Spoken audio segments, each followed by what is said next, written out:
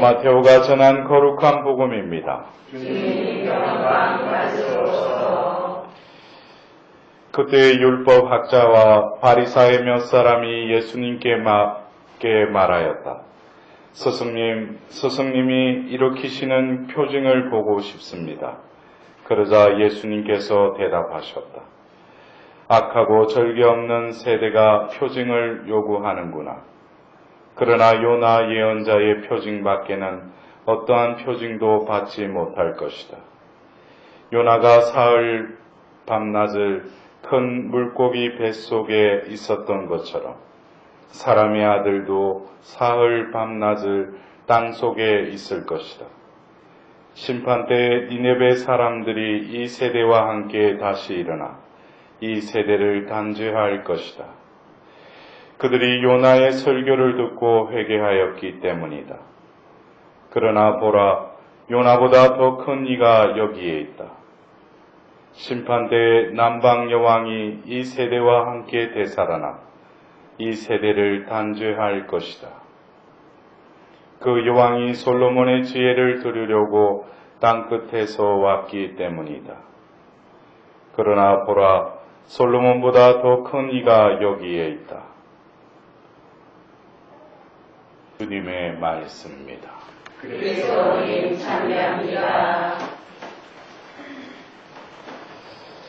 유대인들은 구약의 예언자를 통해서 예언되었던 그 메시아를 기다리고 있었고, 또 그들이 그 메시아임을 알아차리기 위해서, 또 그가 혹시 메시아가 아닌가, 바로 그 히브리 말로 메시아, 또 히랍으로 크리스투스, 또 우리 한국말로 하면은 그리스도죠. 예. 그 메시아, 어쩌면 예수님께서 이 세상에 오셔서 당신이 그리스도라는 것을 공생애를 하면서 그 마귀가 당신은 하느님 보내신 거룩하신 분이십니다 라고 하자 어떻게 항구령을 내리죠. 아직 때가 되지 않았다고. 예수님이 가는 곳마다 이적과 기적을 이렇게 드러내셨는데, 또 그러나 가는 곳마다 하느님의 말씀을 전하면서 마르코 복음의 그 복음의 시작에도 하늘나라가 가까이 왔다, 회개하고 복음을 믿으라 하시면서 시작하신 그 말씀을 가는 곳마다 선포하시죠. 그러나 예수님께서는 그 보이는 행위 이면에 또 말씀을 하시면서 보고 보아도 보지 못하고 들어도 듣지 못하게끔 비유로서 말씀하셔요. 무엇의 비유를 말씀하셔요? 어제 우리가 추일미사 때 복음으로 들었잖아요. 10분이라는 비유인데 그게 무슨 비유냐 이거예요. 예. 이게 참 신비해요. 여러분도 어제 강론도 안 들었어요? 예? 그 10분이라는 비유, 겨자씨, 누룩, 이게 무엇의 비유예요? 예?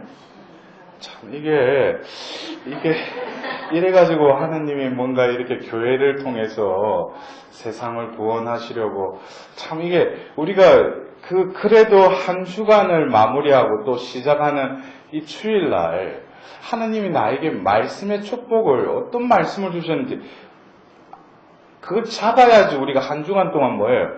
살아갈 거 아니에요. 예? 근데 뭐예요? 주일미사 그냥 참여하고 그 말 그대로 주일미사 보았죠. 가서 잘 본 거예요. 그냥. 예? 하늘나라의 신비를 예수님이 말씀하시지 않으셨어요? 근데 우리가 매번 이 비유의 말씀을 들어도 묵상할 때마다 그 비유가 여러 가지 색깔로 영롱한 스펙트럼의 그 빛의 파장의 그 색깔처럼 끊임없이 그 하늘나라의 신비는 새롭게 우리에게 다가옵니다. 모르겠습니다. 저에게는 그렇게 다가와요. 예. 근데 우리가 왜 예수님이 이 하늘나라의 하늘나라를 왜 비유로 말씀하시는가? 이것은 우리의 눈으로는 이해하지 못하는 거예요. 우리의 귀로는 들어도 이해가 안 되기 때문에 그거를 비유로밖에 말씀하실 수밖에 없는 거죠. 그러면은 우리가 보고 있는 이 세상이 하나님 나라냐? 하나님 나라였죠.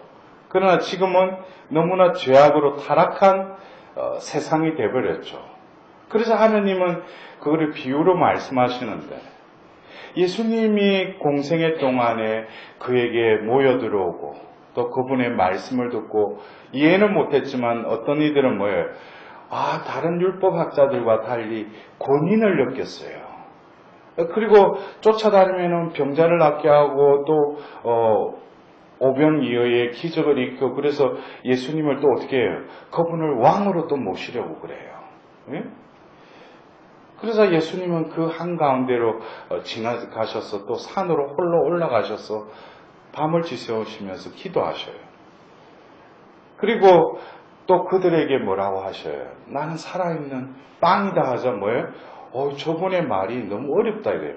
도대체 저 말이 무슨 말을 하는 거예요? 자기를 빵이라고 그러니까. 예? 그래서 뭐예요? 사람들이 떠났다고 그랬어요. 예수님의 이 드러나심, 또 예수님의 말씀, 그러나 오늘 이 복음에 등장하는 율법학자와 바리사이 몇 사람이라고 했는데 이들은 뭐예요?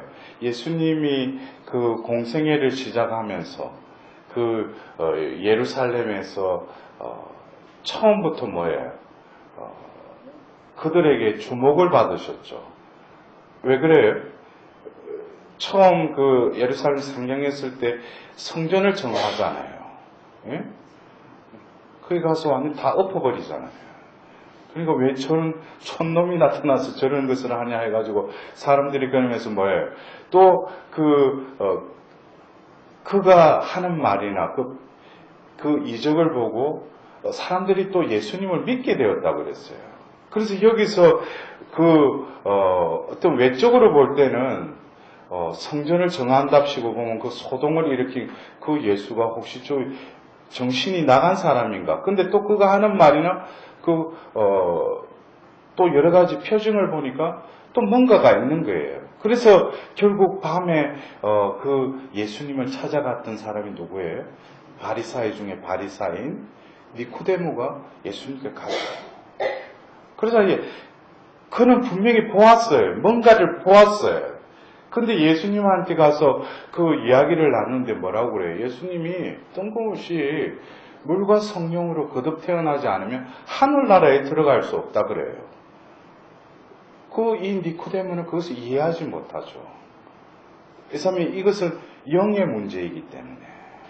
어쩌면 그 시나이 산에서 계약을 맺을 때 모세로부터 받았던 그 율법을 준수해야 할 때 하나님과 올바른 관계를 맺는다는 것을 전수해왔고 그것을 신봉하면서 철저히 지켰던 사람 중에 하나였기 때문에 예수님의 영적인 말을 이해가 안 되는 거죠. 그리고 예수님이 그 요한복음 4장에도 그 사마리아로 가시면서 사마리아 여인에게도 그러죠. 이제는 영적으로 예배할 날이 올 것이다. 결국 우리가 사는 이 세상은 뭐겠어요? 이 시대는 영의 시대죠. 영적으로 우리가 이 미사에 참여하고 있어요. 예? 그래서 우리가 보이지 않지만 하나님의 이미 말씀을 통해서 우리에게 다 당신의 그 뜻과 계획을 온전히 우리에게 드러내셨어요. 근데 뭐예요? 보아도 들어도 그걸 열어주시지 않으면 뭐예요? 아무리 보아도 그 하늘나라의 신비를 알아볼 수 없어요. 들어도 들리지 않아요. 그래서 그들은 혹시 저 사람이 혹시 그 구약에 예언되었던 메시아가 아닌가 해서 예수님을 뭐예요? 따라다니는 거죠. 그래서 그 예수님의 어떤 3년 동안 공생애를 보면은 이 율법학자와 바리사이가 아주 열심히 예수님을 추종하면서 따라다녔어요. 근데 이들은 뭐예요? 터집을 잡았어. 네? 혹시 우리와 한패인가? 라고 했지만 안식일 규정을 어기고 이런 거 보니까 도저히 자기들이 추구하는 거하고 틀린 거예요. 결국 그것이 이제 거리가 멀어지고 또 예수님의 세력이 더 커지다 보니까 자신들의 신변에 어떤 위협을 느끼니까 급기야는 뭡니까? 예수님을 모략해서 보면은 죽이게끔 하죠. 결국 우리가 오늘 예수님이 하신 이 표징을 보고 싶다는 거, 여러분들도 어쩌면 이 예수님께 청하는 이 기원을 우리도 신앙생활하면서 알게 모르게 하는 예수님께 이런 기원을 들으신지 몰라요. 어떤 분들은 그래요. 제발 한번 예수님 한번 보았으면 좋겠다고. 예? 여러분들 중에도 그런 분 계셔요? 예수님 한번 보았으면 좋겠어요. 근데 아마 실망하실 거예요.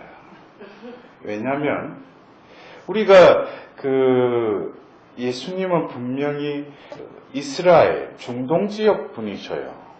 근데 그 이후에 또 바오로 사도가 로마로 가는 바람에 어떻게 보면 그리스도교의 출발지가 로마고 또 서양에서부터 시작됐기 때문에 모든 철학이나 모든 신학이 서양에서 그게 생겨난 거죠. 그러다 보니까 모든 예술 작품이나 모든 것들이 뭐예요? 서양화되어 버렸다는 거죠. 그래서 아랍 어떤 중동 지방의 그 예수님의 모습을 우리가 만일에 본다면 아주 잘생긴 이렇게 해가지고 영화에 나오는 예수님과는 동떨어진 인물이에요. 우리가 차라리 안 보는 게 마음속에 그냥 예수님하고 그냥 지금 우리가 크라코브에 있는 파우스티나 수녀님에게 나타나셨던 예수님 있잖아요. 그것도 그 나라에 맞게끔 또 발현하셔요. 우리 성모님도 아프리카에 가면 시커멓게가 좀 발현하시잖아요. 그러니까 너무 자꾸 보려고 하지 말고 그냥 자신이 그 첫사랑의 추억을 마음에 또 간직하듯이 그냥 예수님은 잘생기셨고 헌칠하고 자신의 로망에 빠져서 살든지 말든지. 근데 우리가 그래요. 보려고 하는 거 보고 싶습니다. 근데 예수님이 오늘 그러자 예수님이 여러 가지 말씀을 하셔요. 너희 세대는 이제 더 이상 표징을 보지 못할 것이다. 요구하지만 받지 못할 것이다.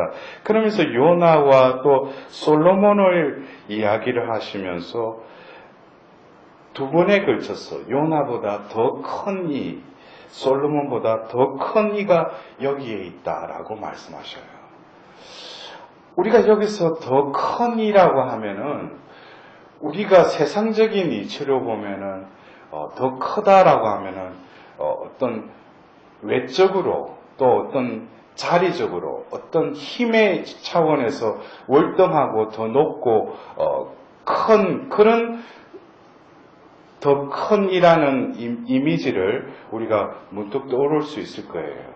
그러나 예수님의 이 더 큰이라는 의미는 어쩌면 예수님처럼 자신을 작게 하신 분이 누가 있겠어요? 하나님이셨지만 우리가 필리피스 2장의 그 케노시스의 이야기, 하나님의 아들이심에도 불구하고 뭐예요? 인간이 되기를 마다하지 않으셨을 뿐만 아니라 죽기까지 그 하나님의 뜻에 순종하셨다는 거예요. 예수님이 말씀하시는 더 큰 이라는 것은 세상적인 관점이 아니라 어쩌면 우리가 생각하는 그 메시아의 이미지하고는 틀리다는 거죠. 그래서 이 보려고 하는 것은 심지어 어떻게 돼요? 3년 동안 동고동락했던 그 제자들 역시 예수님의 말씀을 듣고 또 그것을 이해하지 못하니까 따로 데리고 가서 과외 수업을 또 시켰지만은 결국 뭐예요? 그 말을 안으로 들어보지를 못하죠. 그래서 그들은 뭐예요? 눈으로 보이는 것으로만 또 쫓아다니는 거죠. 결국 예수님의 예루살렘으로 올라가시는 그 길 여정에서 자기들이 뭐예요? 누가 더 높으냐? 그 문제로 서로 다투고 있었다고 성경은 말하고 있어요. 그들은 뭐예요? 눈에 보이는 거. 또 예수님을 따르는 목적은 뭐예요? 이 세상에 자신이 잘 되고 더 큰 이가 되기 위해서 어쩌면 예수를 이용했는지도 몰라요. 입으로는 모든 것을 버리고 당신을 따랐다고 했지만, 그러나 뭐예요? 예수님이 순환의 예고를 하자 베드로도 조금 전에 당신은 살아계신 하느님 아들 그리스도이십니다라고 영에 의해서 고백하기도 했지만 또 인간적으로 뭐예요? 그런 일은 있어서는 안 된다고 또 예수님을 말리죠. 우리 안에는 끊임없이 보이지 않는 하나님의 그 영에 의해 이끌려서 살아가는 나의 또 다른 모습이 있고, 또 하나는 뭐예요? 원래 원죄의 흔적에서 나의 욕심과 그 욕망의 계획에 자신을 또 맞추려고 하는 또 다른 나가 안에서 싸우고 있는 거죠. 결국 뭡니까? 예수님은 그들이 상상도 못했던 그 가장 어떻게 보면 상상보다도 생각조차도 못했던 죽음의 길로 나아가셔요. 아주 무기력하게 그 도살장에 끌려가는 어린 양처럼. 그걸 보고 그들은 다 질겁하면서 도망가 버리죠. 결국 오늘 요나가 큰 물고기 배 속에 사흘 밤낮을 지냈다고 했지만 사람의 아들도 사흘 밤낮을 땅 속에 있을 것이다. 예수님의 더 큰 이는 뭐예요? 그 하나님 뜻을 메시지를 전하기를 거부하고 도망다니다가 결국 큰 물고기 뱃속으로 들어가서 또 뱉어나게 하는 그 사흘 밤낮이 아니라 스스로 아버지의 뜻을 순종하기 위해서 그 십자가의 길로 가시고 죽으시고 사흘을 그 땅 속에 묻히신 그 예수님. 어쩌면 예수님이 말씀하시는 더 큰 이라는 것은, 이것은 어쩌면 하늘나라의 그 신비의 비유에서도 나오듯이 가장 작더라도 뭐예요? 하나님은 더 크게 만들어 주신다는 거죠. 우리는 그 더 큰 일을 추구하는 그 세상적인 눈으로 예수님을 자꾸 바라보려고 하니까 우리도 역시 뭐예요? 세상적인 눈으로 더 큰 것을 예수님께 구하죠. 근데 어느 누군가가 그 신비 속으로 들어가 보면 예수님의 더 큼은 더 낮아지고 더 작아짐을 깨닫게 되면 결국 뭐겠어요?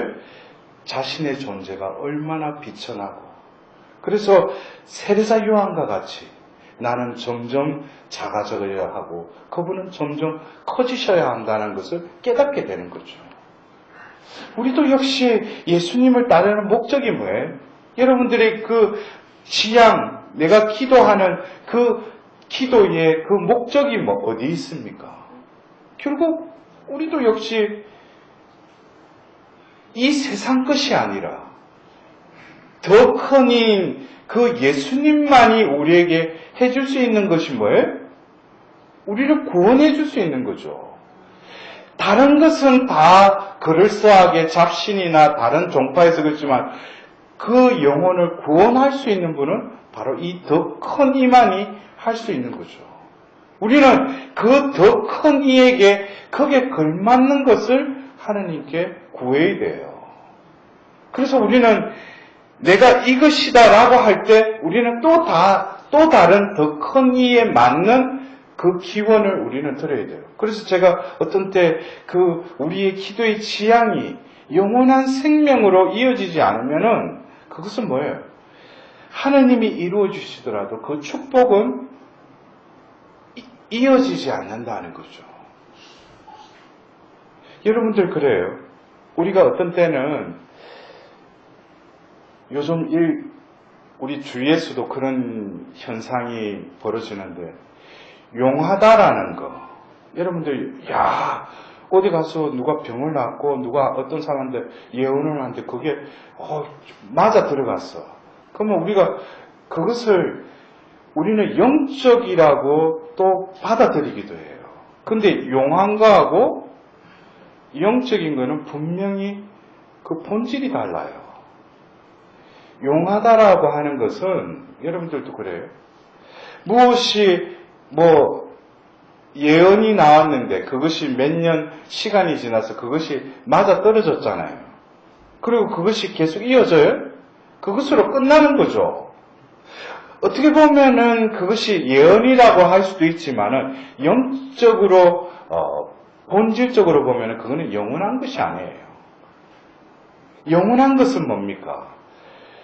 이루어진 것 같으면서도 또 그것이 계속 이어져요. 우리가 구약의 예언의 그 말씀이 지금도 뭐예요? 지금도 계속 유효하죠.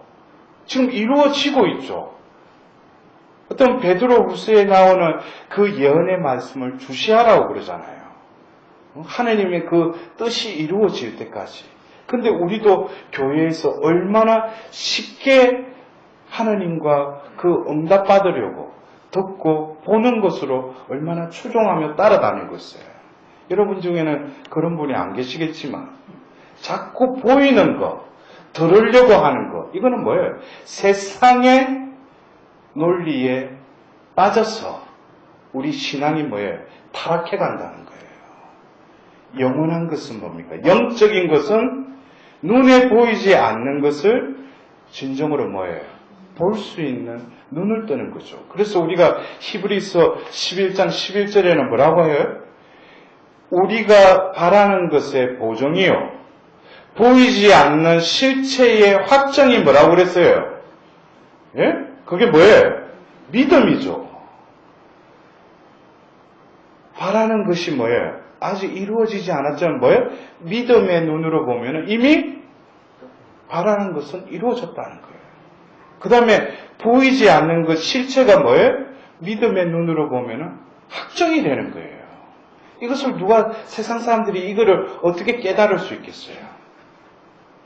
여러분들 오늘 우리가 이 일독스를 통해서도 우리는 이 모세를 통해서 파라오의 그 관계에 있어서 계속 그 탈출기에는 되풀이돼서 뭐예요?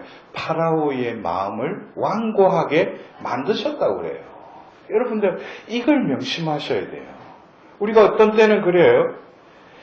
주위의 형제 자매가 나를 자꾸 괴롭혀요. 말을 해도 말을 못 알아들어. 근데 그것을 그냥 현상적으로 보지 마셔요. 거기에도 어떤 원인이 있어요. 그래서 제가 어떤 때는 저 자신도 그랬고, 저를 어떻게 괴롭히던 사람, 저를 모함하던 사람, 저를 배반했던 사람들이 뭐예요? 그때는 마음이 아프고 보면은 어떤 때 그것 때문에 내가 또 슬럼프에 빠지기도 했지만 시간이 지나고 보니까 뭐예요? 그것도 하나님이 어떤 경우에는 그 사람의 마음을 뭐예요? 또 움직이신 거예요. 제가 말씀드리고 싶은 건 뭐예요? 보면은 어떤 상황의 현상을 눈으로 보이는 것으로 그거를 판단하지 말아야 된다는 거예요. 여러 가지 상황 속에 그 이면에 보이지 않는 그것을 뭐예요? 하나님은 운용해 가시죠. 그래서 우리는 그 일이 일어나고 나서 어떤 사람은 그게 발끈해가지고 막 울그락불그락해가 이제 성당 안 당한다고 지 손해지. 그러다가 또 냉담자가 돼가지고. 근데 거기에서 뭐예요? 그럼에도 불구하고 뒤밀고 다니다 보면 뭐예요? 얻는 게 있는 거예요. 예? 여러분들 우리가 그래요. 신앙생활하면서 순탄하게 잘 축복 가운데 지내다가 어느 날 보면은 이거 가라지도 아니고 뭔가 와가지고 나를 툭툭 치고 보면 나를 괴롭히고 그래요. 이거는 뭐예요? 그때 그 상황에서 하느님이 업그레이드 시키기 위한 또 다른 어떤 기회의 찬스인데도 뭐예요? 자기는 그것에 안주하고 싶어서 자꾸 그것을 멀리하고 회피하려고 그러죠. 근데 어느 정도 하느님의 은총의 리듬과 그 사이클을 깨달으면 뭐예요? 그런 시련이 올 때, 그전에는 이거를 어떻게든지 회피하고 이걸 피하게 해달라고 하나님께 기도했는데, 이제 하나님의 은총의 사이클을 보니까, 시련 뒤에는 하나님은 꼭 뭐가 축복을 주시거든. 이거를 깨닫고 나면 뭐예요? 시련이 오면은 이제는 더 이상 주님 왜 나에게 또 이런 시련이 오느냐고 이제는 뭐예요? 납반대기가 두꺼워져가 뭐예요? 그냥 해가지고 그냥 들어가는 거예요. 예? 그 속으로 뛰어들어가는 거죠. 이런 어떤 하나님의 이 사이클 속에 하나님은 분명히 뭐겠어요? 우리를 이렇게 단련시키셔서 결국 이끌고자 하시는 것은 영원한 생명을 얻기에 그 구원에 합당한 자로 우리를 단련시키시는 거죠. 그래서 우리가 어떤 상황에서도 그 이면에 움직이시는 그 하나님의 보이지 않는 여러 상황들. 그래서 저는 어떤 때는 그래요. 나는 분명히 하나님께 이것을 구했을 뿐인데 어떤 때가 되어서 이것이 이루어지기도 했지만 또 그 인내를 통해서 내가 그것이 이루어졌을 때 보니까 나는 분명히 이것만 정했는데 뭐예요?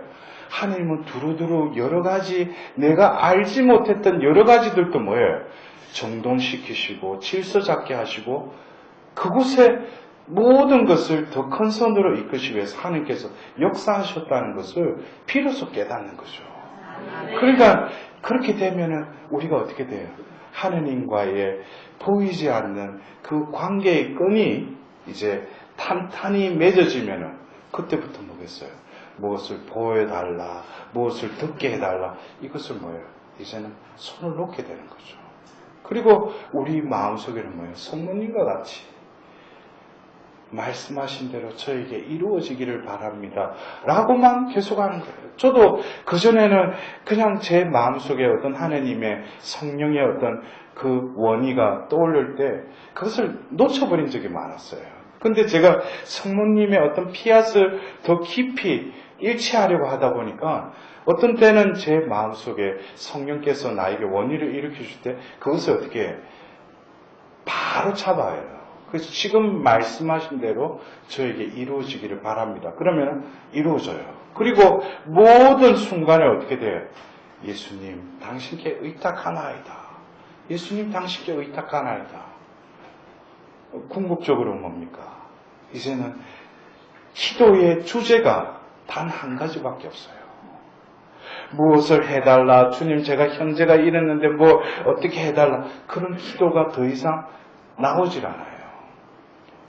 제 영이 성령에 의해서 하나님께 바치는 그 기도는 딱 한 가지. 주님의 뜻과 계획이 이 땅에 온전히 이루어지소서. 완성되소서. 그 기도밖에 나오지 않아요. 근데 뭐예요?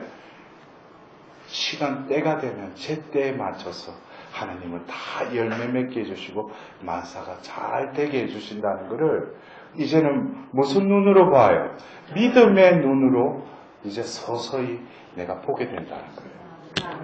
여러분들 오늘 예수님께 와서 물어보고 있던 율법학자와 바리사의 몇 사람이 결국 나도 그곳에 속해 있었다면 이제는 그 자리를 떠나서 진정 보이지 않는 하느님일지라도 또한 내 믿음의 눈으로 그분을 바라보며 그분과 함께 살아갈 수 있는 은총을 구하도록 합시다.